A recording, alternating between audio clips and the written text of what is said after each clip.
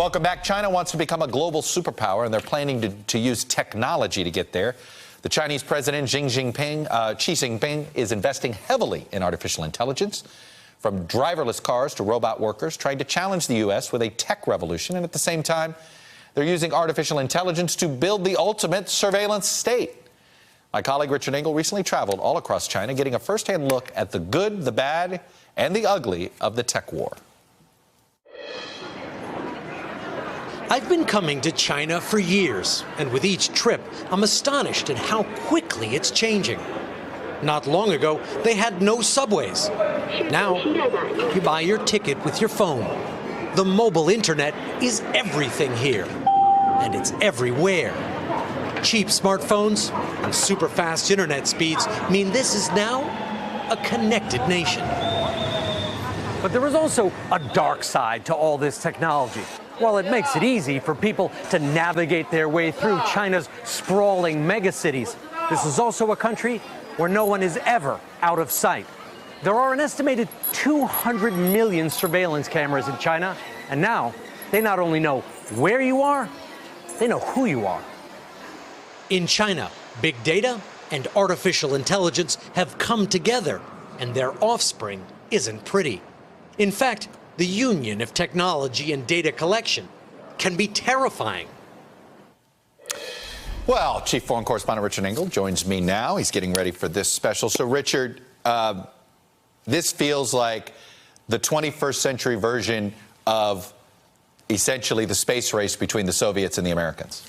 You know, it felt like that in many ways when you are going through China. It felt like the United States after the Second World War. There was a spirit of a can-do attitude. People think that this is their moment for the nation to shine. At that time, it was the U.S. versus the Soviets, and now you sense that it is China versus the United States. That Chinese people, and this is coming from top officials down to people we talk to on the street, sense that they are in this global race with the United States for preeminence in the world, and that this is an opportunity for China while the U.S. is struggling with domestic challenges, while there's deep divisions in this country. Right. They think this is China's time to rise, and the way to do it is to invest in technology. Well, what's interesting here is obviously technology has served as sort of a second financial boom for this country over the last 30 years in some ways. It's created this economic disparity that is roiling our politics as well. But I am curious, does the United States, why are we behind here? Is it because the government isn't fully, what would you compare, what would you diagnose it compared to what you're seeing in China? Obviously, they do everything that state-sponsored. So there are certain things about China that are easy to admire. There is a tremendous sense of collective action. People want to work hard. They're willing to sacrifice. We met school kids who go to school at 6 o'clock in the morning, don't leave till 8 o'clock at night, are studying robotics, studying artificial intelligence. Very, very hardworking, very bright kids. Mm-hmm. And you sense they're willing to sacrifice for the greater good of the nation, and they are on this collective mission together. All of that very admirable, and you could say the United States had that spirit, and maybe it has become a little bit more selfish or divided or distracted. Right. But on the negative side, and when you take a deep look at things, at any problem, you find things that you find admirable and disturbing. Right.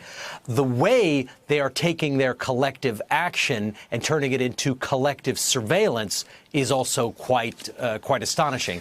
They are not only using artificial intelligence to invest in future technology, they are using it to rank individual citizens, right, assigning people based on all of the data that the Chinese Communist Party can scoop up. And that is a lot of data they can scoop up, from facial recognition to your financial history to your criminal record. Then they automatically combine all of this and come up with an aggregate score for you, a social credit score that is effectively your value as a citizen. Richard, that was an episode of Black Mirror 2 seasons ago, which, of course, is this dystopian view of how technology is going to. And now you're just describing it in real life in China. That's something else. Richard, congrats on the special. We'll be watching it for sure. Thanks very much. Don't miss On Assignment with Richard Engel. This is a good one. Sunday, 10 p.m. Eastern, right here on MSNBC. Hello, YouTubers. If you're watching this, it means you've checked out our channel, so thank you. Now do me a favor. Subscribe by clicking on that button down there. Click on any of the videos to watch the latest interviews and highlights from MTP Daily and MSNBC. You can get more Beat the Press content every morning in the First Read newsletter. If you're tired of content that you don't know anything about, where it came from, you don't have to have that problem with us. NBC News, MSNBC, MTP, and the Meet the Press mindset right here for you on YouTube. Subscribe now.